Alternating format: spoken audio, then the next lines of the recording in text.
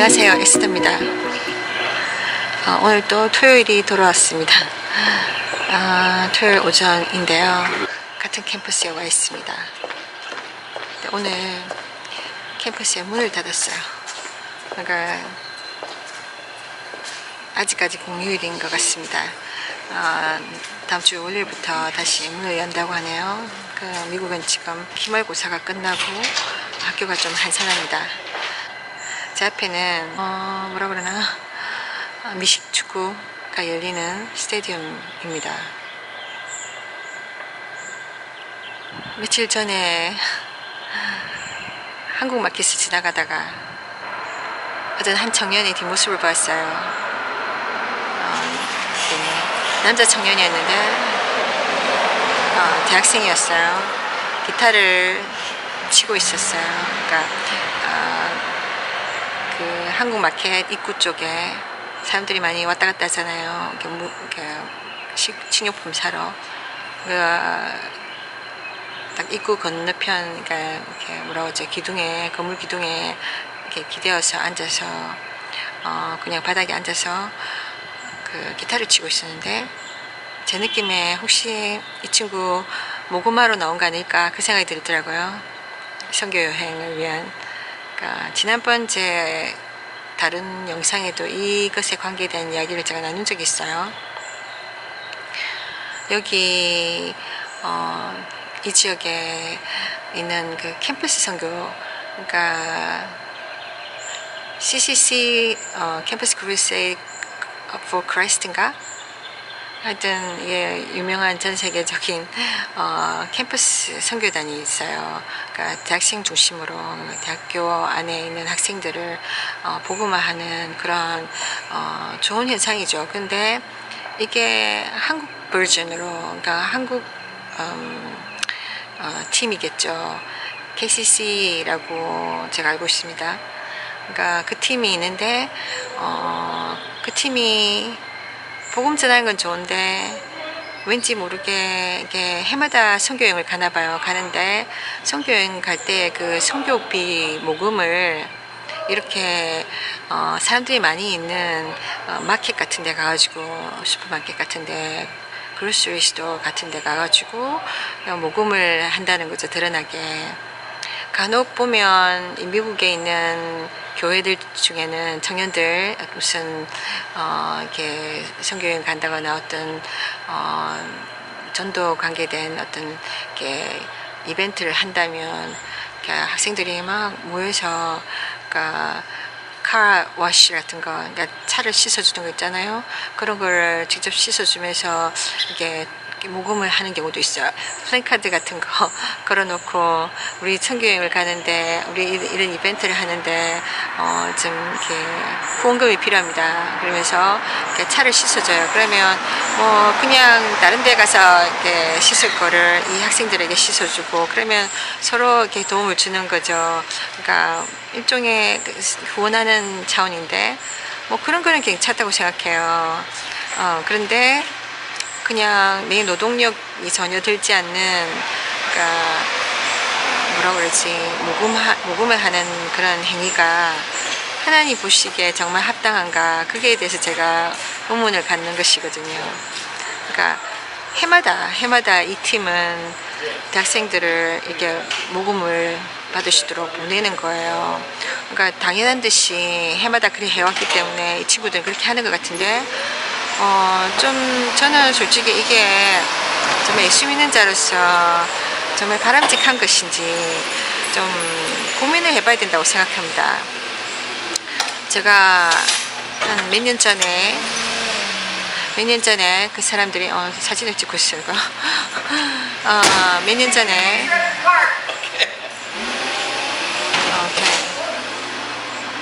저를 찍는 게 아니라 저 아저씨를 찍는 건가 봅니다. 몇 년 전에 이 친구들이 여럿이 나와가지고 역시나 그 가게 앞에서 그 분주한 사람들이 들락날락하는 그 가게 앞에서 모금을 하더라고요. 모금 상자 주고 우리 어디 선교 나갑니다. 선교 후원금을 좀 주세요. 여행 경비를 모으는 거죠. 그랬을 때 제가 왠지 지나가면서 마음이 편하지 않았어요.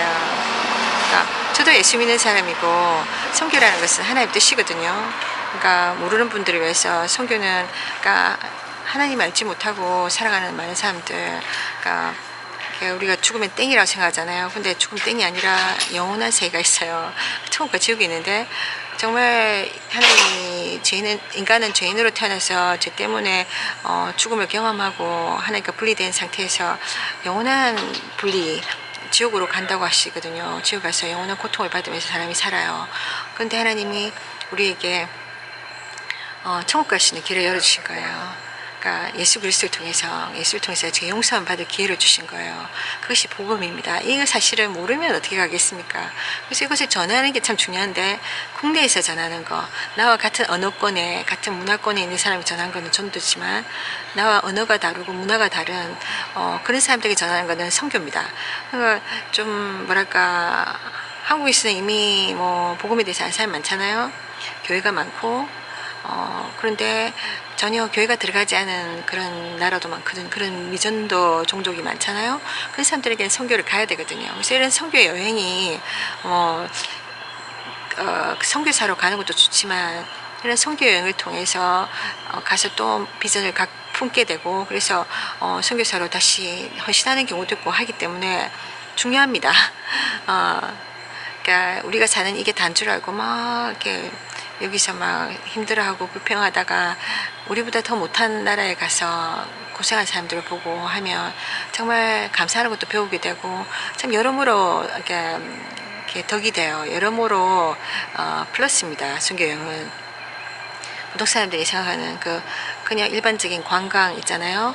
해외여행 이런 거는 돈 뿌리고 좋은 데 가서 좋은 거 보고 좋은 거 먹고 이렇게 오면은 남는 게 없습니다. 그냥 줬다 이거지 뭐 남는 거 없어요. 뭐 인생에서 배우는 게 없어요.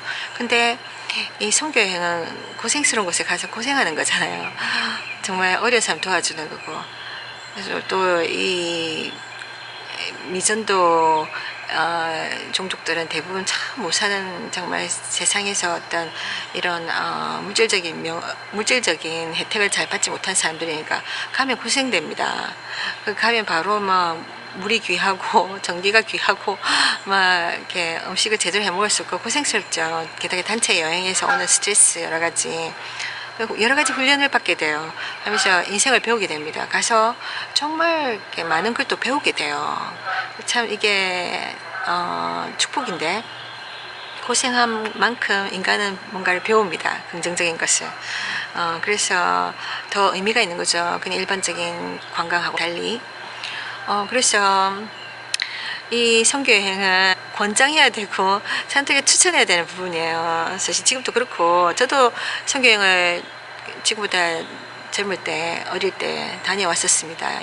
그러니까 제가 예수님을 인격적으로 만나고부터 정말 내가 왜 살아야 되는가, 또 이 복음 전하는 게 얼마나 중요한가 알게 되면서부터 제 삶을 헌신하면서 딱 저에게 부딪혀온 게 이 선교였거든요.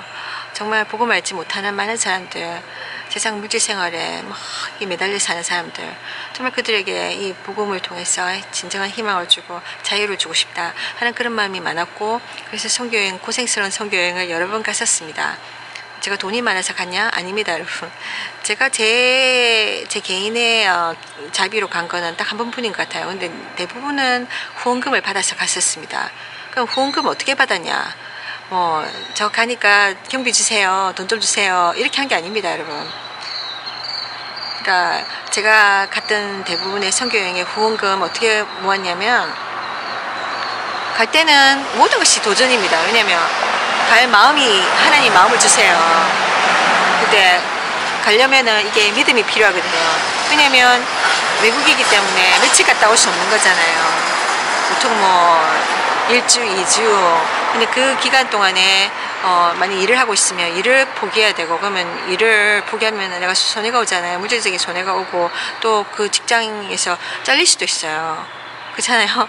내가 아주 막 특출난 능력이 있다면은 뭐 회사에서 놓치고 싶지 않아서 갔다 와 할 수 있지만 뭐 그렇지도 않고 대충 있는 사람, 그렇게 중요하지 않은 위치에 있는 사람 같으면 없는 사이에 사장이 쟤 없어도 뭐 되는데 뭐 자를 수도 있잖아요. 그러니까 여러 가지 또 이렇게 뭐라고 할까 위기가 있습니다. 그러니까 그런 거라든지, 그리고 그 경비라든지 그런 여러 가지가 있는데, 이것이 믿음으로 도전해야지 가는 거거든요. 믿음으로 믿음이 있어야 이런 모든 결단을 하고 떠날 수 있는 겁니다. 솔직히 또 이게 뭐 그냥 해외여행 즐거운, 개인의 즐거움을 위해서 가는 것 같으면 더 쉽죠, 이렇게 결정하기가. 근데 그게 아니라 고생하러 가는 거잖아요. 그리고 또 여러 사람들이랑 같이 부대껴야 되는 그런 그 심리적인 부담감도 있고, 그런 것도 다 이렇게 안고 가는 거거든요. 그랬을 때 일단은 제가 가기로 결정했을 때, 근데 제가 가장 부딪히는 게 경비 문제거든요. 경비가 엄청 드는데 이 돈이, 내가 돈이 없다 그러면은 사람들은 계산 문제 해보고 돈이 없으니까, 예산이 안 되니까 포기해야지 이렇게 생각하잖아요.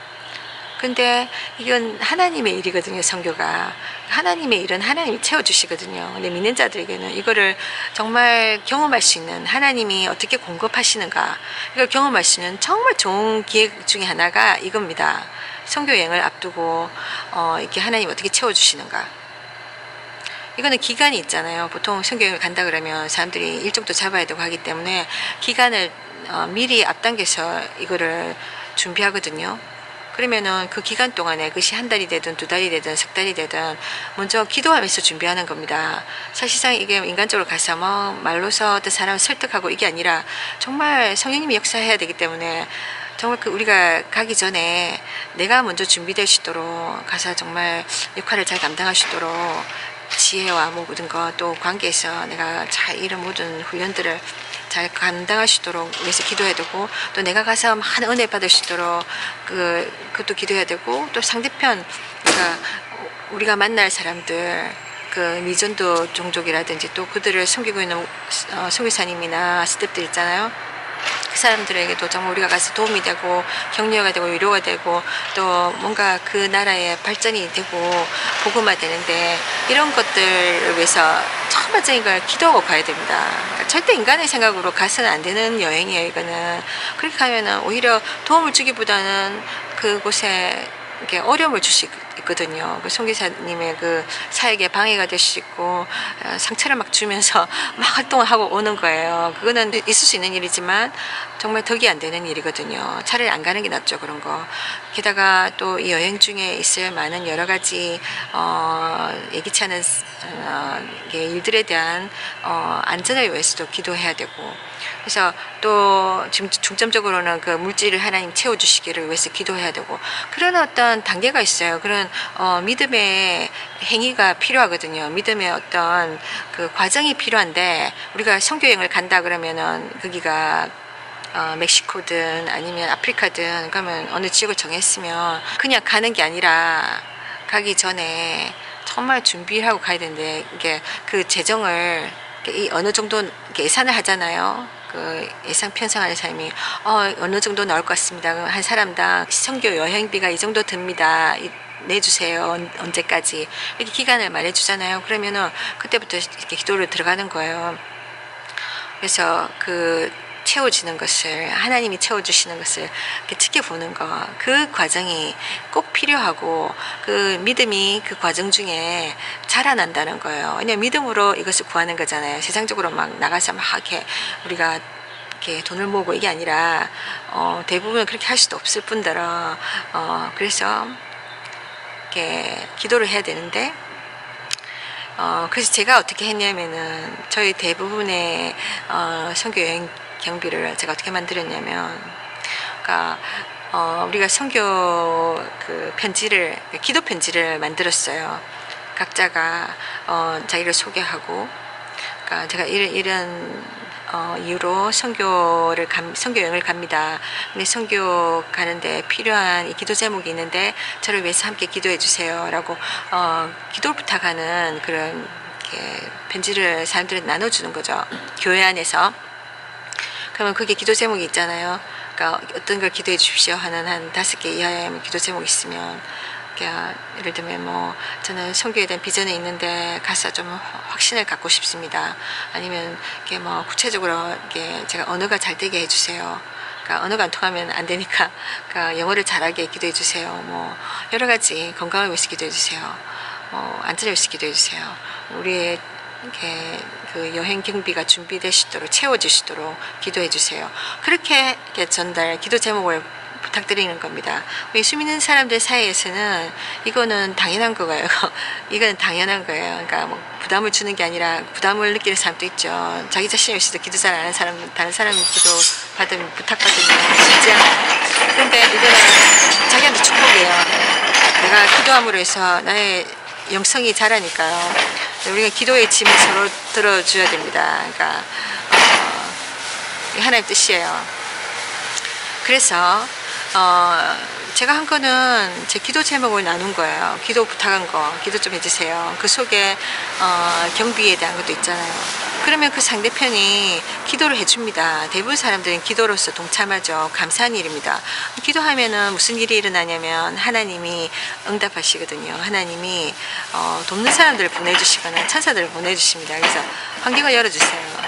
그러다 보면은 그들 중에 나를 위해서 기도해 주는 사람들 중에 하나님 주시는 감동을 받아서 후원하고 싶은 마음이 드는 분들이 있어요. 그런 분들은 십시일반 이렇게 헌금으로 이렇게 선교 여행비를 이렇게 나누어 주십니다. 그렇게 후원들이 모이는 거예요. 저는 매번 선교여행 갈 때마다 하나님이 너무 놀랍게 채워주신 걸 많이 경험했었어요. 안 될 것 같았는데 어떨 때는 전혀 반응이 없고 시간을 막 가고 있어요. 거의 여행 갈 때쯤 될 때까지 이거 포기해야 되나 할 정도로. 그럼 제가 할 수 있는 거는 기도밖에 없잖아요. 안 되면 하나님 뜻이 아닌가 보다, 그렇게 되는 거죠. 그런 중에 막판에 가서 막 채워지는 경우도 있어요. 그러면서 정말 놀랍게 하나님 정말로 기도를 들으시는구나 하는 확신을 갖게 되고 하나님이 하셨다는 걸 알게 돼요. 그러니까 인간적인 방법이 아니라 하나님, 우리 사실은 눈에 안 보이는 하나님을 우리가 알기 힘들잖아요. 특히나 이렇게 하나님을 막 구했는데 응답이 안 오면 하나님 정말 계신가, 정말 기도 듣는가 하는 그런 막 의문들이 생기잖아요. 인간이기 때문에. 인간은 눈에 보이는 거, 이것이 막 대단한 거잖아요. 근데 안 보이니까 힘든 거잖아요. 마치 햄릿의 죽느냐 사느냐처럼. 그래서 어떻게 되냐면, 그래서 이런 눈에 보이잖아 하나님, 그분의 일을, 그분의 역사를. 이렇게 우리가 어떤 아주 중요한 일, 아주 극단적인 상황에서 정말 우리가 테스트할 수 있다는 거예요. 그러니까 우리가 하나님 계신 것을 확신할 수 있는 좋은 계기가 되는 겁니다. 그래서 이렇게 기도하면서 하나님께 구해야 되는 거예요. 제가 사람들한테 다니면서 나 지금 여행 경비가 필요합니다. 좀 경비 좀 도와주세요. 이렇게 한 거 아니잖아요. 저는 단지 제 필요를 기도를 통해서 기도 요청을 하면서 전했을 뿐이고, 하나님 그렇게 채워주셨다는 거죠. 몇몇 사람들을 통해서 그 마음을 감동시키셔서. 근데 그 중에는 믿지 않는 사람, 그러니까 전혀 저의 상황을 모르는 사람을 통해서 채워주시는 경우도 있었어요. 그러니까 그 사람들 어떻게 알았겠어요? 하나님이 사람의 마음을 감동시키시는 거죠. 그러니까 사람들은 그냥 자기가 착해서 이렇게 선을 베푼다고 생각하잖아요. 그건 착각입니다. 하나님이 그 마음에 감동을 주시기 때문에 사람들이 착한 일을 하는 거예요. 반대로 세상에 있는 마귀가 사람들의 마음을 또 악하게 막 움직이니까 그 마귀한테 붙들려서 악한 일을 하는 경우가 또 많이 있습니다. 그래서 우리 마음이 하나님을 향해 있어야 돼요. 그렇게 채워지는 걸 저를 여러 번 경험했었어요. 그래서 하나님이 정말 물질의 공급자는 하나님이시구나. 나에게서 내가 누리는 모든 것의 공급자는 하나님이시구나 하는 걸 알게 됩니다. 인간이 아무리 열심히 노력한다고 해서 다 되는 게 아니잖아요. 하나님 막으시면 안 됩니다. 또 아무리 안 될 것 같아도 하나님 여시면은 열립니다, 길이.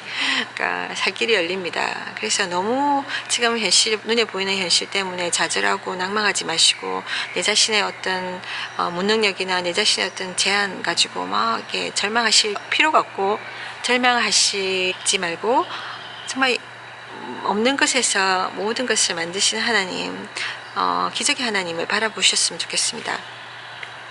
그래서 제가 이런 경험을 하고 나니까 물론 고생되었죠. 또 다른 거는 성교형을 꼭 이렇게 치지 않더라도 일상에서 우리가 때로는 직장을 잃을 수도 있고 갑자기 막 재정적으로 어려움을 당할 수도 있잖아요.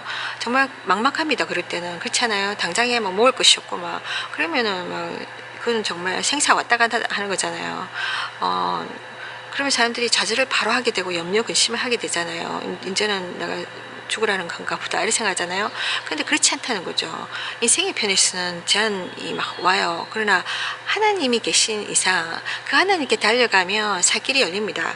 제가 몇 년 전에 정말 개인적인 여러 가지 일을 경험하고 정말 어렵게 그러니까 이제 이사를 했어요. 그죠? 주에서 주로 그러니까 텍사스에서 캘리포니아로 제가 마치 이민 오듯이 제가 이사를 단독으로 왔습니다.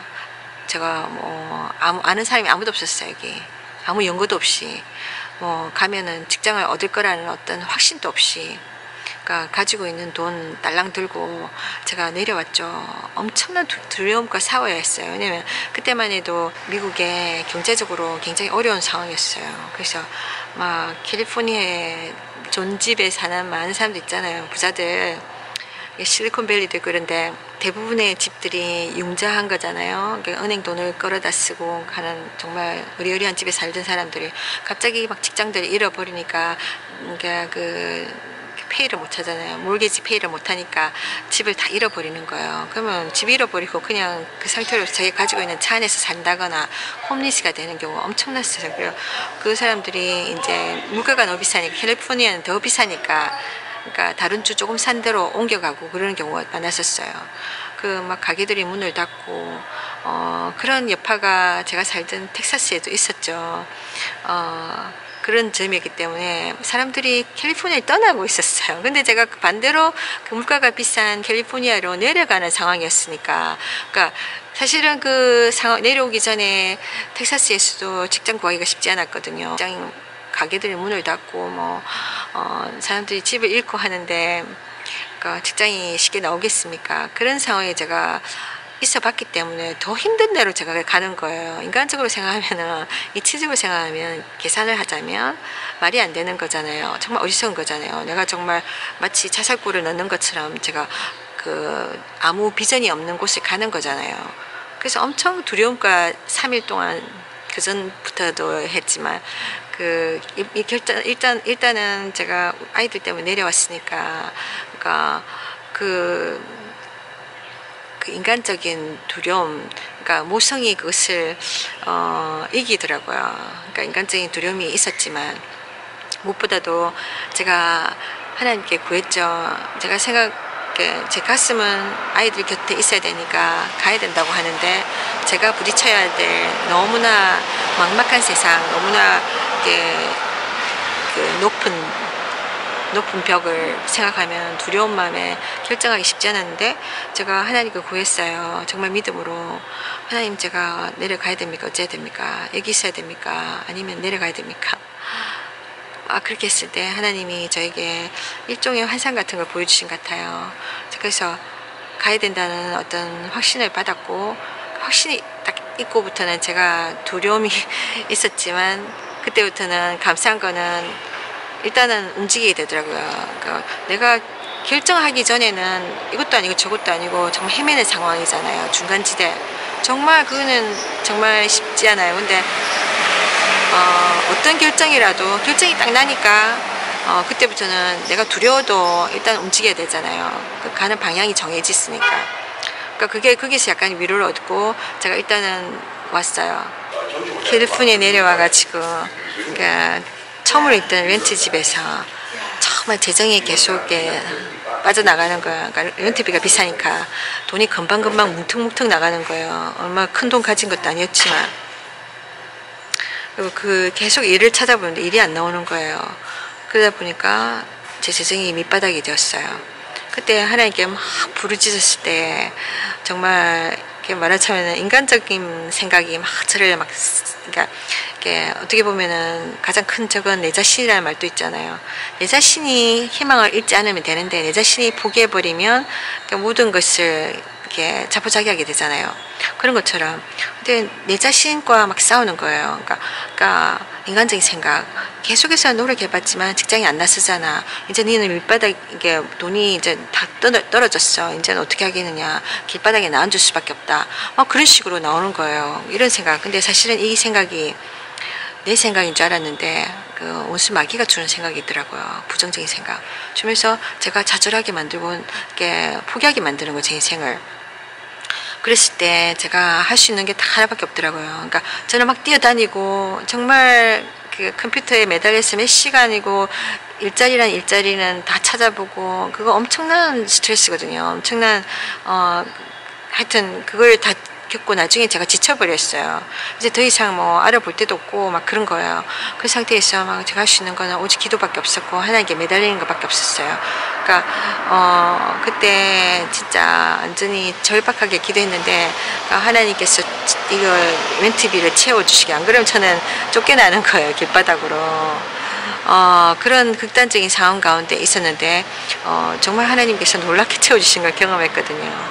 그러니까 다른 기회가 있으면 제가 구체적으로 이거에 대해서 나눌 텐데 일단은 이렇게 저렇게 채워주시고 저는 지금 제가 여기 온 지 한 5년 좀 넘어가는 것 같은데 5년 6년 된 것 같은데 그전 초기 때 생각하면 그 당시에 제가 이렇게 남아있을 거라고 생각을 못했어요. 그 정도로 미래가 보이지 않았어요. 너무나 불확실한 저의 미래였는데 그 당시에 홈리스 보면 남의 일 같지 않았어요. 이렇게 누구나 저렇게 될 수 있겠다. 아차하면 저렇게 될 수도 있겠다. 그런 생각들이 정말 실제적으로 와닿았거든요. 그럼 그 정도였는데 하나님은 지금 제 삶이 이렇게 여전히 제가 캘리포니아에 남아있고 또 이렇게 굶지 않고 한 번도 굶기지 않으시고 이렇게 저를 이렇게 하나님 채워주고 계시다는 거.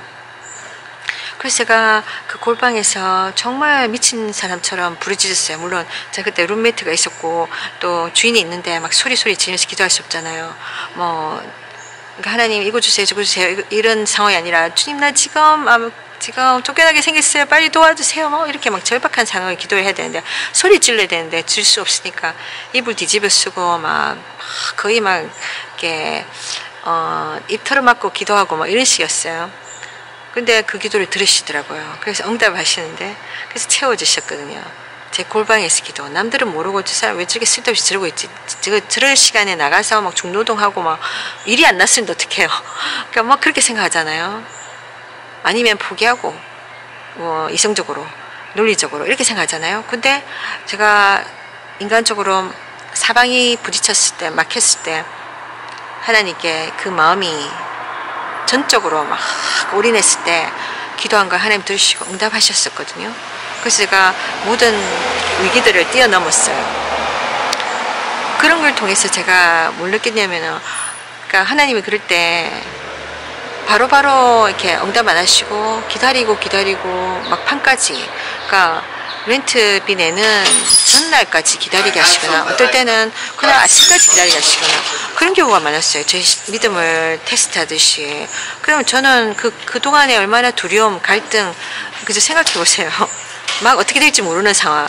근데 인간적으로는 너무나 갈등스럽고 싫죠. 두려운 거죠. 근데 그 과정을 통해서 하나님이 저에게 이렇게 하나님을 바라보라는 걸 가르치신 거예요. 나의 모든 필요의 공급처는 내 자신도 아니고 내 환경도 아니고 하나님이시라는 것을 가르쳐 주신 거였어요. 그래서 제가 기다린 동안에 저도 모르게 믿음이 자랐고 하나님을 의지하게 됐어요. 사람이나 그 어떤 환경이 아닌 나의 조건이 아닌 하나님을 의지하게 됐어요. 그래서 제가 그런 가운데 하나님을 기다렸을 때 하나님 응답하시고 하나님 영광 받으시더라고요. 그런데 이런 것을 제가 요즘에 젊은 청년들을 보면 전혀 그렇게 하지 않고 있는 거예요. 그러니까 바로 자기네들끼리 모여서 우리 성경 갑니까? 우리 기도합시다. 자, 그 기도를 잠깐 했겠죠. 그리고는 바로 나가서 골방에서 기도하면서 하나님께 땀 흘리면서 하나님 채워주세요. 당신이 공급자이신 걸 보여주세요. 그렇게 하고 기도하고 기다려야 되는데 하나님 채워주실 때까지 하나님 때에 하나님 방법으로. 근데 이 사람들은 바로 나가서 사람들 많이 만날 수 있는 데 가서 이렇게 모금을 하는 거예요. 그렇죠? 우리 지금 하나님 일을 합니다. 선교합니다. 당연히 하나님 일이잖아요. 그러면은 그 중에 믿는 사람들은 당연히 도와줘야 된다고 생각할 거 아니에요. 그러니까 모금함이라는 것이 뭐 이렇게 액수와 상관없기 때문에 뭐 작은 것도 줘도 별로 부담스럽지 않아요. 그래서 뭐 1불, 2불, 1,000원, 2,000원 이렇게 줄 수 있는 거잖아요. 그러면서 자기들 준 사람은 또 자기가 또 뿌듯하고 마음에 내가 하나님 일을 했다, 일종의 선교사를 도왔다 이런 느낌, 후원했다는 그 느낌. 그래서 흐뭇하고 주고 흐뭇하고 받는 사람도 쉽게 받고 뭐 그런 식이죠. 그러니까 그 중에는 믿지 않는 자들, 그러니까 솔직히 말해서 교회에서 헌금 모금하면 믿는 사람들이 많이 동참하겠지만 바깥에서 모금을 하면 뭐 믿는 자들은 별로 없을 거 아니에요. 거의 다 불신자들인데 불신자들 중에는 또 보면 예전에 잠깐 교회를 다녔거나 그런 사람도 있을 거 아니에요. 그런 사람들은 이런 좋은 일이라면 도와주고 싶고, 또 불신자들 중에도 그냥 좋은 일은 도와주고 싶어요. 하나님에 대해서 그렇게 거부감이 없는 사람들은 도와주게 돼요. 그러니까 십시일반 이렇게 돈이 모이는 거예요, 쉽게. 그러면 이런 식으로 모금을 해가면 빨리 결과를 볼 수 있다는 거죠. 하나님을 기다릴 필요가 없어요. 근데 이 사람들은 하나님이 이렇게 채워주셨어 이렇게 할 거 아닙니까? 그러니까 오늘 가서 이렇게 사람들한테 모금하고 그 다음날 가서 모금하고 금방 돈이 모일 겁니다. 그럼 기도할 필요가 없죠. 솔직히 바로 이렇게 결과를 보는데, 우리 인간이 좋아하는 방법입니다. 인간이 편한 걸 원하잖아요. 고생하고 눈에 보이지 않는 걸 막 씨름하고 이거 쉽지 않잖아요. 이거 요즘 사람들 얼마나 스피드한 걸 좋아하고 기다리는 거 못하잖아요. 특히나 눈에 보이지 않는 하나님의 그 응답을 기다리는 거. 그러니까 인간적으로 막 해버리고는 하나님 하셨다고 우리가 스스로 착각하고 막 이렇게 나가는 경우가 많아요. 그러니까 하나님은 하지도 않았는데 하나님 했다 이렇게 해버리고, 그러니까 그러는 경우가 많거든요. 그 중에 하나가 이런 모금입니다. 그래서 제가 왠지 이것이 불편했어요. 그래서 그들에게 이건 아닌 것 같다 이야기를 했을 때 그들 중에 한 명이 정말 화가 나가지고 저한테 반박을 하더라고요. 근데 성경에도 보면은 이렇게 믿음의 권면 이야기하시거든요. 믿는 자들끼리 가족이잖아요. 예수 안에서, 하나님 안에서 가족이란 말이에요. 형제자매. 서로가 서로를 도와줘야 되는 입장이에요. 서로 한 사람이 잘못된 길을 가면 바로 잡아줘야 되거든요. 이렇게 너 잘못했어! 이렇게 비판하고 이렇게 정죄하는 게 아니라 이거 잘못된 데 있잖아. 이거 돌아왔어야 돼. 라고 이야기해주는 그런 사랑의 권면을 이야기하는 거예요. 이 사람들이 잘못하고 있었어. 제가 성경적인 권면을 한 거예요. 성경에서 우리가 성경을 따라서 가야 되는 사람들이니까 성경 말씀대로 살지 않는 거는 그 사람은 하나님과 상관없는 사람이에요. 교회만 다니고 뭐 기도한다고 해서 다 하나님이 사람이라고 할 수 없는 거예요. 하나님 분명히 뭐 알곡과 가라지 나눈다고 했잖아요. 양과 염소를 나눈다고 하셨거든요. 하나님이 진짜와 가짜를 나눈다고 하셨어요. 그래서 가짜는 하나님이 거절한다고 했어요. 그러니까 교회를 다니지만 그러니까 정말 진정으로 하나님 말씀대로 살지 않는 많은 사람들은 나중에 하나님으로부터 거절을 당하게 됩니다. 그래서 정말 무서운 일이에요. 그래서 내가 예수를 믿는다 하면서 입술로는 막 주여 주여 하면서 실제로 삶 속에서는 자기 고집으로 자기 생각으로 인간적 방법으로 살아가는 사람들이 많잖아요. 이런 사람들이 이중적이고 모순을 이중적인 사람이 위선자죠. 그래서 사람들이 많은 불신자들이 이 사람들 때문에 교회를 가지 못하는 거예요. 예수 믿는 자는 손해를 보더라도 하나님 말씀대로 살아가는 게 예수 믿는 자들인 겁니다. 그냥 무늬만 예수 믿는 척 하는 게 아니라. 그래서 이 사람들이 인간적인 방법을 쓰고 있길래 너가 그러면은 언제 인내심을 배우느냐. 하나님이 우리 인간에게 인내심이 필요하다. 우리 믿는 자들에게 그렇게 성경을 통해서 이야기하시거든요. 인내심, 끈기 이런 걸 이야기하세요. 이런 걸 키우라고 참아내고 막 화내고 막 하고 싶은 대로 하고 하고 싶은 대로 말하고 막 이게 아니라 그게 다 죄니까 그러니까 이거 참아내고 그럴 때 예수님이 십자가에서 우리 죄를 위해서 참아내신 것처럼 그래서 그거를 우리가 이런 환경이나 우리의 여러 가지 여건들을 통해서 하나님 앞에 나오면서 하나님을 기다리면서 인내하고 하나님이 어떻게 이루시는가 바라보고 지가 다 하는 게 아니라 그렇게 하면서 훈련을 받는 것인데 그러면서 또 신앙이 자라는 것인데 믿음도 그렇게 자라요. 고난 속에서 자라기도 하고 또 하나님을 기다리면서 자라기도 해요. 그런데 그런 과정을 다 빼버리고 그냥 인간적인 방법으로 가장 쉬운 방법으로 바로 효과를 볼 수 있는 방법으로 달려가는 거잖아요. 그러니까 그 모금. 그래서 제가 그 이야기 하니까 얘네들이 별로 이렇게 귀담아 듣지 않아요. 그래서 화를 내요. 그러니까 성경에 보면은 지혜로운 자는 반석 위에, 그러니까 단단한 바위 같은 단단한 기초 위에 집을 짓기 때문에 바람이 불고 막 비바람이 와도 이 집이 무너지지 않는데 기초가 튼튼하니까.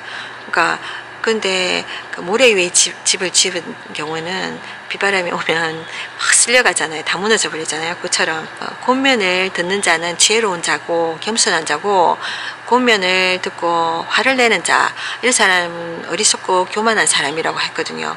그러니까 예수 믿으면서 교만하다, 예수 믿으면서 화를 잘 내고 이거는 사실상 하나님 앞에서 변화받아야 되는 부분이거든요. 네, 내가 어떤 사람이 나를 위해서 권면을 한다. 그런데 그 권면이 잘 들리지 않고 화가 난다. 이럴 때는 내 안에 교만이 있다는 증거일 수도 있는 겁니다. 뒷배경이 약간 파란 색깔의 팜추리가 있어서 무슨 하와이나 이런 선 배경 같네요. 이 사람이 잘 받아들이지 않았어요. 그러니까 일종의 자기들 중에 리더격인 것 같은데 그 젊은 애가 20대였어요. 제가 50대고 20대가 저한테서 막 빡빡빡 소리 지르는 거예요. 근데 저한테 막 훈계를 하는 거예요. 또 제가 잘못했다고 다시 우리를 판단하는 거냐 하면서 막 그러는 거예요. 그래서 조금 안 되겠다는 생각이 들었어요. 내가 신앙적인 성경에 있는 메시지를 전하는데 제 생각을 전하는 줄 알고 막 자기들한테 이렇게 막 정죄한다고 생각하고 막 그렇게 대받아치더라고요. 이렇게 뭐 우리 핑퐁 하듯이 탁구하면 탁 여기서 치면 여기서 탁 받아치듯이 막 받아치는 거예요. 그래서 안타깝게 그러더라고요. 그래서 그렇게 떠났었어요. 근데 걔네들이 해마다 그러는 거예요. 그래서 내가 며칠 전에 제가 그 한 명이 있길래 한 명은 그래도 좀 잘 들어주지 않겠느냐 이런 생각이 들었어요.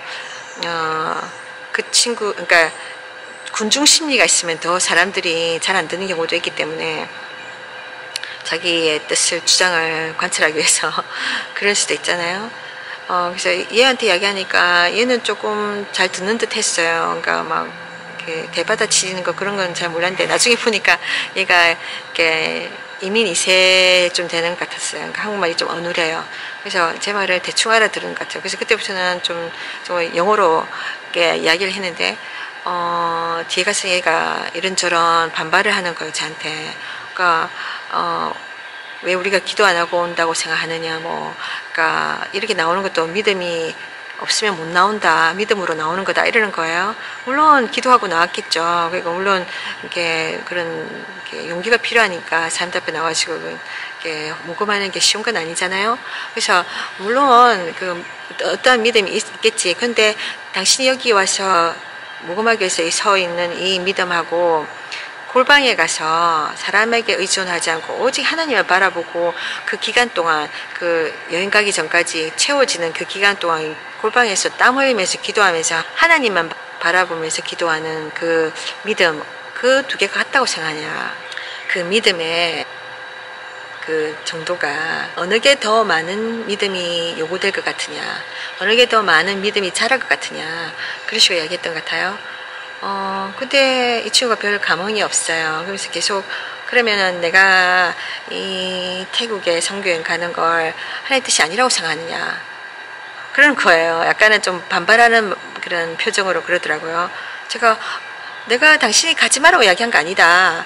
가는 그 결론에 집중할 것이 아니라 그 과정도 중요하다. 그 과정이 하나님 방법으로 해야 된다. 그 이야기를 하는 것이다. 그랬어요. 하나님께서 이 일에 개입하도록 해야지. 하나님 일이기 때문에 이 선교는 가서 영혼들에게 복음을 전하고 영혼을 구원하는 일이니까 하나님 일이다. 당연히 해야 된다. 근데 이 하나님 일을 하나님 방법으로 해야 된다. 우리 인간적인 방법이 아니라. 그러니까 하나님 무시하는 거 이것도 죄다. 그래서 그걸 알려주려고 하는 거다. 그래서 이게 나와서 사람들이 모금 받는 거는 이거는 인간적인 방법이고 이거는 하나님을 무시하는 거다. 하나님이 채워주신다는 것을, 그 기적을 일으키시는 하나님이라는 것을 경험할 수 있는 기회를 네가 잃어버리는 것이다. 그래서 너의 단체에서 그 리더들이 잘못 가르치는 것이다.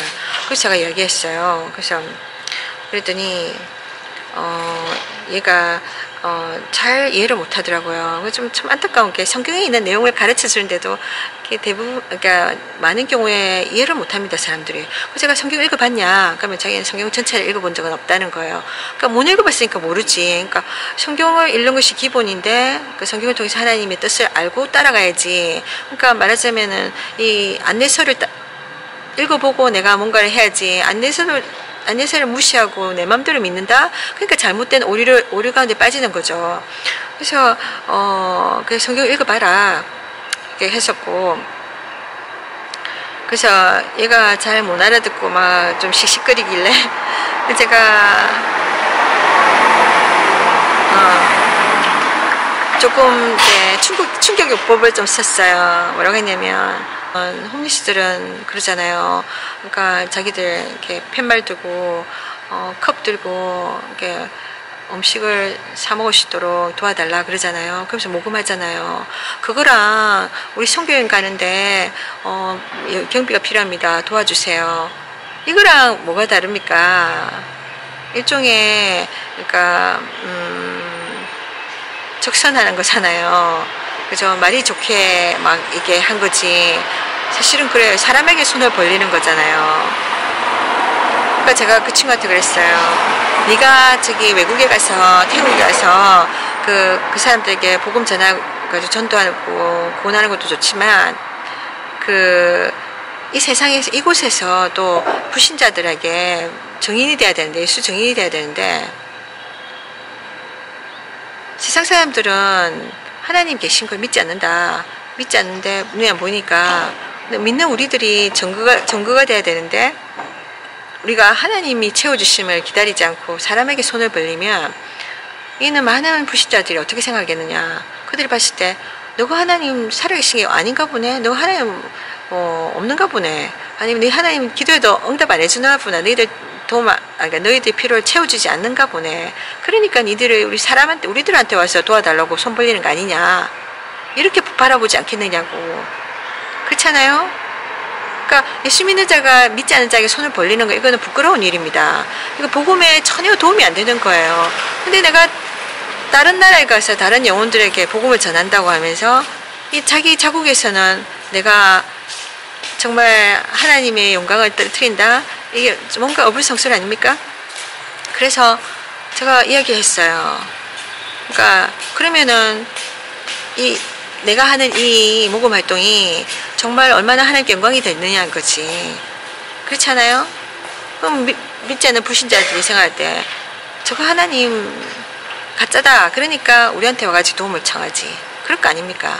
그러니까 우리가 믿는 자들이 하나님 살아계신 걸 증거해야 되는데 오히려 걸림돌이 될 수 있다는 거예요. 그렇지 않습니까? 인간적인 방법을 씀을 인해서 하나님이 우리에게 채워줄 능력이 없어서 이렇게 가야 되는 겁니까, 여러분? 안 채워지면 하나님 뜻이 아닌 줄 알고 안 가야 되죠. 하나님 뜻이면 어떻게든 채워주실 겁니다. 근데 그 하나님을 믿지 못하니까 인간적인 방법을 쓰는 거죠. 내가 가서 하는 거예요. 내가 하나님보다 앞서가는 거예요. 가서 인간적인 방법으로 돈을 이렇게 컬렉트하는 거죠. 그렇지 않습니까, 여러분? 그러면서 하나님이 하셨다 이러고 하나님에 기반하는 겁니다. 하나님이 제안하는 겁니다, 여러분. 그러니까 어떻게 말하자면 그 사람들은 하나님을 전적으로 의지할 믿음이 없는 거예요. 그런 어떤 믿음의 그 수고를 하고 싶지 않은 거예요. 하나님 기다리고 싶지 않은 거예요. 그 긴 시간을. 그러니까 그거 쉽지 않거든요. 안 될 수도 있으니까. 어떻게 보면은 내가 가고 싶은데 이 가고 싶은 이 결론을 위해서 어떻게든 내가 인간적인 방법으로 이렇게 추구하는 거. 그런 결말일 수도 있는 거죠. 쉽게 이야기하면은, 그러면은 그 홈리스가 정말 이렇게 사람들한테 그 구걸하듯이, 그럼 사람들이 홈리스 불쌍하니까 주잖아요. 그거는 뭐 우리가 도와줘야 돼요. 정말 그들 중에는 좌절감으로 인생을 살 아무런 이렇게 자신감이 없는 사람들이 많으니까 도와줘야 돼요. 근데 그게 우리가 도와주면서도 그렇게 기쁘진 않잖아요. 왜냐면 저 사람이 자립하면 좋을 텐데, 다시 일어나면 좋을 텐데, 저렇게 그냥 인생을 포기하고 사는구나. 그런 거. 그러니까 인생을 그냥 포기하고 사는 사람들 보면 우리가 마음이 좀 아프잖아요. 마음이 좀, 뭐랄까, 이렇게 좀 우리도 사실은 우리한테도 이렇게 좋게 안 다가오잖아요. 근데 예수 믿는 자들이 이 선교라는 좋은 뜻이지만 그런 제목을 걸고 사람들에게 모금을 하는 것은 그렇게 많이 차이가 없다는 거죠. 제목만 다르다 뿐이지. 내가 이 돈으로 내가 먹고 사는가 이게 아니라 이걸로 선교한다. 이러니까 좋은 뜻으로 비춰지니까 사람들이 속는 거예요. 어떻게 보면. 그러니까 쉽게 어떤 믿는 자들 가운데는 쉽게 하나님 방법이 아닌 인간의 방법으로 나가는 경우가 있다는 거죠. 그것도 하나의 속임입니다. 그러니까 솔직히 이야기해서 어떤 사람이 해외여행을 가고 싶어요. 근데 해외여행을 가고 싶은데, 그러니까 만약 예를 들면은 뭐 유럽을 가고 싶다. 제가 유럽을 가고 싶습니다. 근데 가려면 돈이 많이 들잖아요. 돈이 없어요. 그러면은 내가 진짜 막 열심히 돈을 모아서 가거나 아니면 도저히 형편이 안 된다 그러면 포기하거나 이 정도잖아요. 근데 이거를 쉬운 방법으로 가려고 머리를 싸다 보면 후원금이라는 그런 게 있잖아요. 후원. 그래서 이렇게 제가 한 번도 여행을 한 적이 없습니다. 그래가지고 이렇게 해외여행을 가려고 하는데 돈이 필요합니다. 경비를 대어주세요. 그러니까 모금을 한다고 칩시다. 그럼 그 사람들이 볼 때 이제 나도 못 가고 있는데 이런 사람도 있겠지만, 어떤 사람들은 정말 그래 한 번쯤 보내주자 하고 줄 수도 있잖아요. 한 푼 두 푼 뭐 그렇게 모아서 내가 경비를 마련해서 간다. 어떻게 생각하십니까? 이런 일이 지금 일어나고 있습니다. 사실은 있을 수 있는 일이잖아요. 근데 사실은 이게 정말로 뭐랄까 바람직한 일인가요? 아니잖아요. 그러니까 쉬운 길을 택하는 거죠. 그러니까 남을 이용하는 거죠. 솔직히 자기는 노력하지 않고 그런 거 아닙니까? 그러니까 내 해외여행 가는데 경비 필요하니까 도와주세요. 또 제가 보면은 미국에는 그런 게 많아요. 이런 후원에 대한 거 이렇게 구걸하는 거에 대해서 정말 부끄럽게 생각하지 않는 게 참 미국에는 편만해요. 좀 문제라고 생각하는데 보면은 홈리스만 나와서 이렇게 박스 있잖아요. 찢어진 박스에다가 저는 홈리스입니다. 도와주세요. 뭐 이런 거. 그런 사람들만 나와서 구걸하는 게 아니라 평범한 사람들도 구걸을 해요. 예를 들면은 제가 많이 봤는데 멕시코 계통의 사람들은 길에 나와서 그냥 장사 막 하잖아요. 잡상인들. 그러니까 불법적으로 장사하고 그런 경우 많아요. 그러니까 생활력이 강해가지고 뭐 하는데 그들 중에는 가족 중에 누가 사고를 만나서 죽었다. 근데 장례비가 없다. 그러면서 장례비를 좀 도와주세요 하면서 길바닥에 나와가지고 도로 차들이 막 다니는 그런 위험한 데 나와가지고 막 피켓 들고 막 그럽니다. 그러면서 돈을 모아요. 그러니까 장례비. 아니면은 또 어떤 데서는 교회에서, 그러니까 예를 들면은 뭐 마약한 사람들 이렇게 모아놓고 그 사람들은 치료를 돕는 그런 사역들이 있는데 중요한 사역입니다. 근데 그 중에는 조금 의심스러운 그런 단체들이 있어요. 교회라는 이름으로 이 사람들이 나와가지고 깡통 같은 거 들고 나와가지고 후원금 모집을 하는 거예요. 이거는 자기들 프로그램 중에 한 자원봉사다 이러면서. 근데 그걸 어떻게 믿냐는 거죠. 그 사람들 그렇게 모아가지고 이렇게 자기들 주머니 채우는지 그건 모르는 겁니다. 그래서 그러니까 그런 일들이 많이 있어요. 그러니까 젊은 애들이 보면 한 뭐 10대, 20대 이런 애들이, 말짱한 애들이 나가서 길에서 피켓 들고 서 있는 거예요. 팻말 같은 거 들고 내 사정이 이렇고 저렇고 뭐 어떨 때는, 그러니까 이런 신종 구걸을 하는 신종 사기꾼들이 많이 있어요. 그러니까 어쨌든 간에 그런 사람들이 많이 무슨 이유든 나와서 이렇게 후원금을 모으는 거예요. 일종의 구글인 거죠. 떳떳하게 자기네들은. 그러니까 부끄럽고 이것도 없어요. 떳떳하게. 그러면 사람들은 또 좋은 일 한다 생각하고 그냥 줘요. 지나가다가 깊이 생각 안 하고 순진한 사람들은 이거 속고 주는 거죠. 그러니까 이런 일이 많으니까. 그래서 그렇게 치면은 보세요. 뭐가 다르겠습니까? 이게 인간의 방법이란 거죠. 근데 하나님이 정말 그런 식으로 채워주실까요? 제가 얼마 전에 이 미국에 있는 한인 라디오 방송이 있어요. 또 기독교 채널인데 거기서 이런 채널은 후원금으로 진행되니까 뭐 그런 거 한다고 할 수 있겠지만, 근데 어느 날 보니까 한 일주일 간격을 일주일 정도를 두고, 일주일인가 2주일인가 이렇게 두고 이렇게 후원금을 모집하더라고요, 공개적으로. 그러니까 라디오 방송 같으면, 특히나 크리스천 방송 같으면 복음을 전해야 되는 게 목적입니다. 그러니까 이게 틀면은 이 채널 틀면은 항상 복음이 흘러나와야 돼요. 정말 이 험악한 세상에서 정말 사람들이 얼마나 이렇게 희망 없이 살아갑니까, 그죠? 이 물질 만능 세상에서 사람들은 실패와 좌절을 늘 경험하고 아픔을 경험하는데, 하나님 말씀만이 그들을 붙잡아 줄 수 있고 예수 그리스도만이 그들에게 희망이 될 수 있고 영원한 희망을 줄 수 있는데, 매번 일어날 수 있는 희망을 줄 수 있는데, 그 메시지를 전해야 되는 게 이 라디오 방송의 목적인데, 그들은 그렇게 캐치프레이즈를 그럽니다. 예수만을 전하는 방송이다 이렇게 이야기하지만, 정말 그런지 때로는 제가 의아할 때가 있어요. 근데 여기서 후원금을 모집하는데 드러내놓고 하는 거예요. 방송에 많은 시간을 거기에 누가 얼마를 보냈습니다, 이걸 계속해서 보내는 거예요. 그래서 제가 좀 이상하다는 생각이 들었는데, 결과적으로는 이 사람들이 엄청난 많은 돈을, 그러니까 뭐 일주일 안에인가 다 모은 거예요. 그걸 보면서 이게 정말 하나님 방법일까 이런 생각을 해봤어요. 그래서 제가 그거를 그런 거라든지, 그러니까 지금도 제가 생각할 때 그게 인간적인 방법이라는 생각이 더 많이 듭니다. 하나의 방법이 아니라고 생각해요. 그러니까 예를 들면은 거기서 누가 후원했다 그러면 이름이 거명되잖아요. 라디오상은 어느 누구, 무슨 집사님, 무슨 장로님, 어느 교회 누구 얼마를 보내셨습니다, 이러면서 사람들이 자기 이름이 올라가는 거예요. 방송을 타는 거예요. 그런 거에 또 사람들을 혹해가지고 뭐 보낼 수도 있는 거거든요. 그런 거라든지. 이것이 하나의 방법이냐는 거죠. 아니란 거예요. 하나님은 분명히 그러니까 누구에게 무슨 헌금을 주든 뭘 주든지 조용히 소리 소문 안 나게 드러내지 않고, 자기 자랑하지 않고, 자기 얼을 드러내지 않고 하라고 하셨거든요.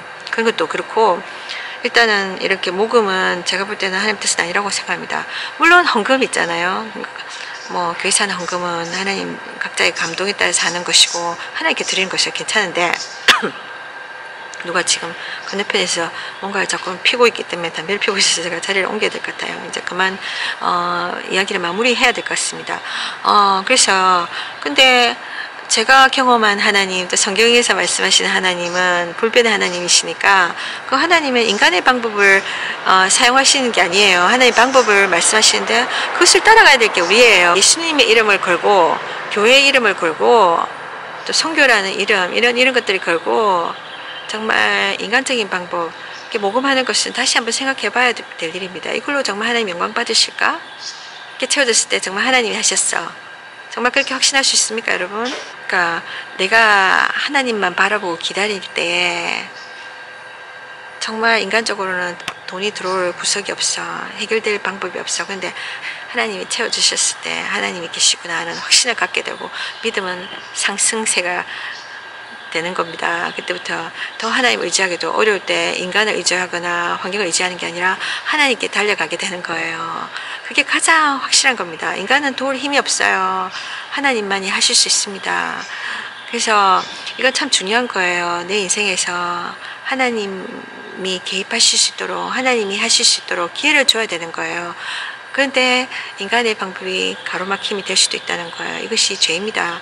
이렇게 하다 보면 결국은 하나님이 나중에 나 너 몰라, 넌 너 방법대로 살았잖아, 네 뜻대로 살았잖아, 그렇게 하실 수 있지 않겠습니까? 무서운 일입니다. 그러니까 정말 아주 작은 부분이라도 하나님 뜻대로 우리가 하고, 하나님 뜻이 아니면 안 하는 그런 믿음의 삶을 살았으면 좋겠습니다. 하나님은 당신을 사랑하십니다. 축복합니다.